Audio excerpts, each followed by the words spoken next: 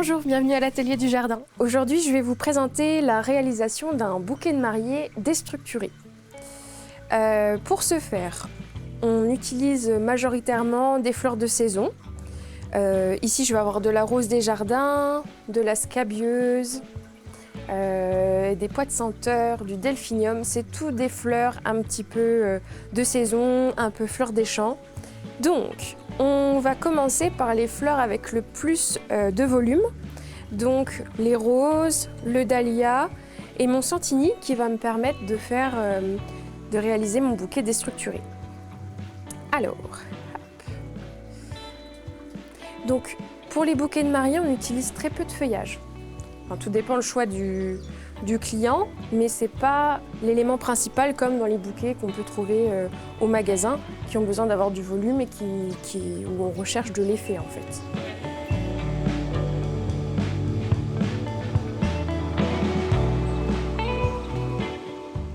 Donc ce qu'on va chercher dans ce genre de bouquet, c'est du relief, du volume, des fleurs qui ressortent. En fait, on utilise vraiment la forme de la fleur. Si c'est une forme pointue et haute, eh bien on va vraiment la faire ressortir.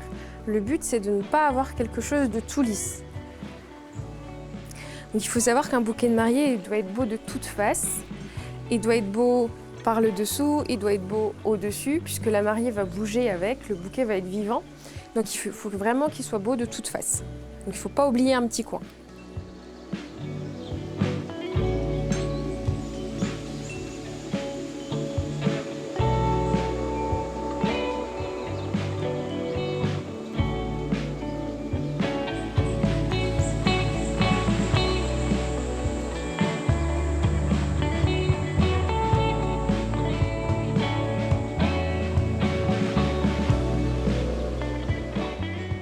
On essaye de bien répartir les couleurs un petit peu partout, puisque là le souhait de la personne c'est d'avoir un bouquet multicolore.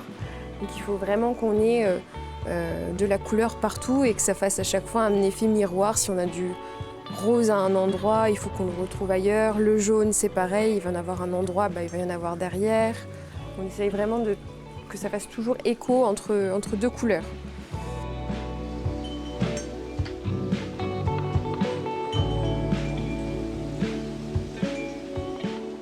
Donc là, on arrive sur la fin du bouquet. Donc on va placer plutôt tout ce qui est petites fleurettes, les fleurs les plus fines ou les fleurs les plus hautes. Donc là, je vais placer les pois de senteur.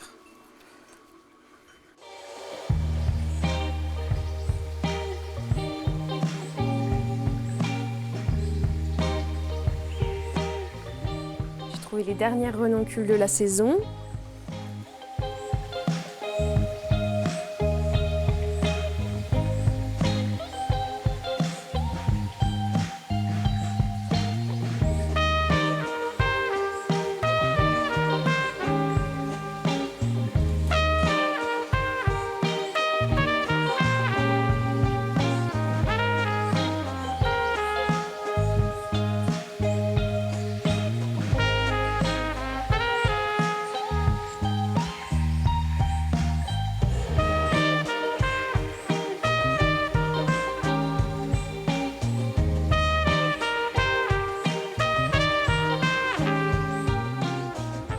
Donc une fois que j'ai placé toutes mes fleurs et que elles ont la place que je souhaite qu'elles aient, hop, on peut venir remodifier certaines choses.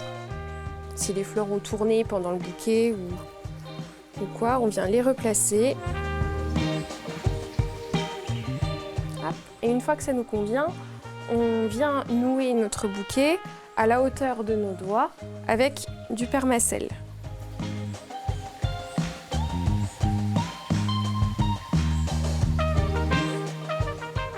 On serre bien fort parce que là le but toujours c'est de pas avoir un bouquet volumineux, c'est d'avoir un bouquet vivant mais qui soit assez concis et pas trop lourd parce que la mariée va quand même devoir le porter pendant quelques heures.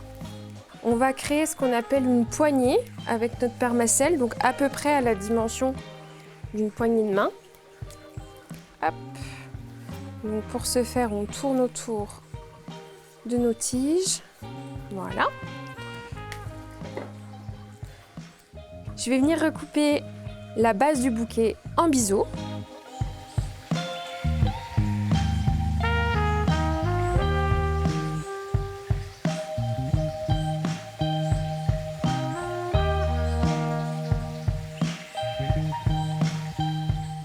Et une fois qu'on l'a recoupé, on va venir recouvrir ce permacel qui n'est pas très esthétique avec du ruban.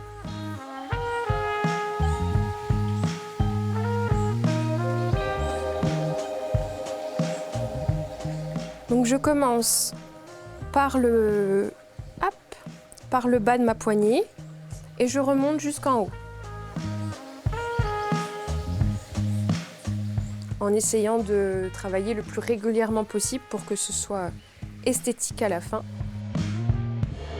Je réitère l'opération avec mon autre côté, pour arriver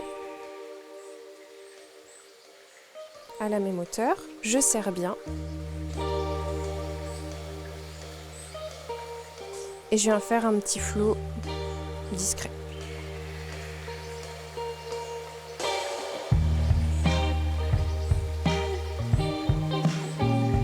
Le bouquet de mariée déstructuré est maintenant terminé et je vous dis à très bientôt pour un nouvel atelier du jardin.